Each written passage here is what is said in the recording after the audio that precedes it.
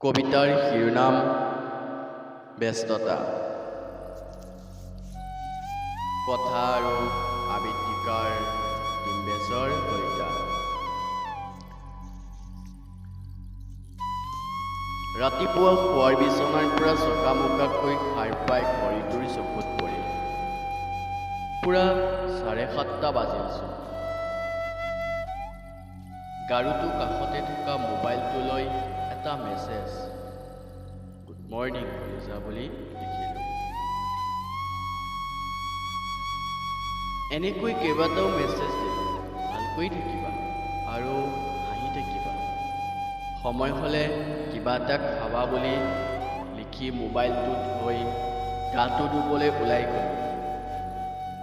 মৰমৰ মাজনীয়ে লৰালৰিকৈ বনাই দিয়া কিবা এটা খাই হস্পিটেললৈ বুলি ওলালোঁ। ডিউটি সময়, তাকো প্ৰাইভেট হস্পিটেল।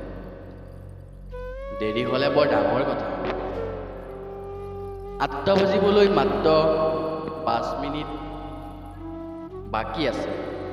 গৈ পাওঁতে 8:05 পাৰ হৈ যাব। পকেটৰ পৰা মোবাইলটো উলিয়াই আকৌ এটা মেছেজ লিখিলোঁ, লাহৰি মই পালোঁ, নহ'লে তেওঁ বৰ চিন্তা কৰি থাকে। এনেকৈ 5 মিনিটৰ সময় মূৰে মূৰে ফোন।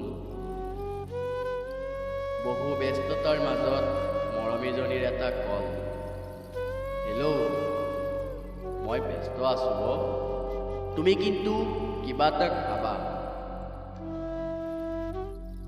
মোৰ ওচৰত মানুহ আছে। অলপ পিছে পিছে ফোন কৰি মোৰ খবৰ ল'বলৈ তেওঁ চেষ্টা কৰে।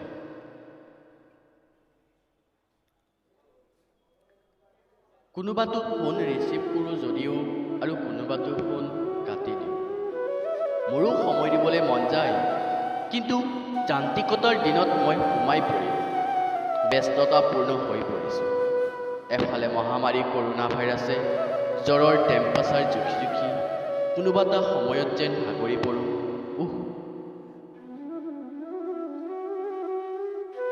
কোনোবাটো সময়ত আকৌ মৰমীজনীৰ কল কৰে, কওঁ মই ব্যস্ত আছোঁ। হাতত থকা হাতঘড়ীটোলৈ লক্ষ্য কৰি 2টা বাজিবলৈ কিমান সময় বাকী আছে বুলি নিজকে যে সান্তনা ল'ব। 2টা বজাৰ লগে লগে ডিউটিও ছুটি হয় আৰু মই ঘৰ পাই আকৌ এটা মেছেজ, মই পালোহি। তেওঁ ৰৈ থাকে মোৰ বাবে ভাত খোৱাৰ সময়লৈ। লাহে লাহে সময় পাৰ হৈ ৰাতি সাঁজৰ বাবে মায়ে চিঞৰিছে। তেনেতে ফোনটো লগাই আকৌ কওঁ, হেল্ল',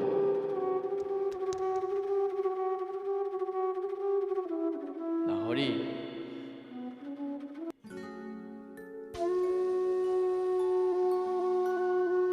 ভাত খাবলৈ লোৱা।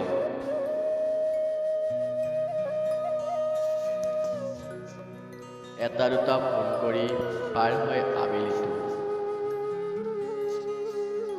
হস্পিটেলৰ পৰা আহি লৰালৰিকৈ ভাতকেইটা খাই বজাৰলৈ বুলি মোনাটো লৈ যাওঁ। ঘূৰি আহি বজাৰৰ মোনাটো মাৰ হাতত দি মৰমীজনীলৈ ফোনটো লগাই মই পালোঁ, হ'ব দিয়া, মই কিবা এটা কৰি লওঁ ৰ'বা। আকৌ বিৰক্তিৰ হৈ পৰে, হেল্ল' লাহৰি, আজি বৰ দিনটো বেলেগকৈ গ'ল, মোৰো মনটো ভাল লগা নাই, প্লিজ গোসানী মোক বেয়া পাই নাথাকিবা। মইতো কৰোঁ বুলি কৰা নাই, সময় মোক বাধ্য কৰাইছে। গোসানী মনবোৰ বৰ কিবা নহয়নে? লাহে লাহে সময় পাৰ হৈ ৰাতি সাঁজৰ বাবে মায়ে চিঞৰিছে। তেনেতে ফোনটো লগাই আকৌ কওঁ, হেল্ল' লাহৰি, মায়ে ভাত দিছে, তুমিও লোৱা, নহ'লে ঠাণ্ডা হৈ যাব। মা বাবাহঁতে ভাত খাই শুবলৈ ল'লে যে।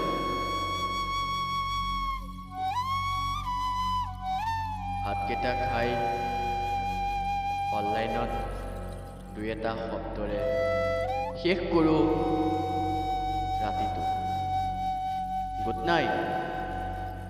দিনবোৰ এনেকৈ গতানুগতিক গৈ থাকে আমাৰ জীৱন, কিন্তু কোনোবা এটা সময়ত ভাল লগাবোৰ বিচাৰি নাপাওঁ, আৰু পালেও সময় দিবলৈ যেন আহৰি নাই যান্ত্ৰিকতাৰ পৃথিৱী।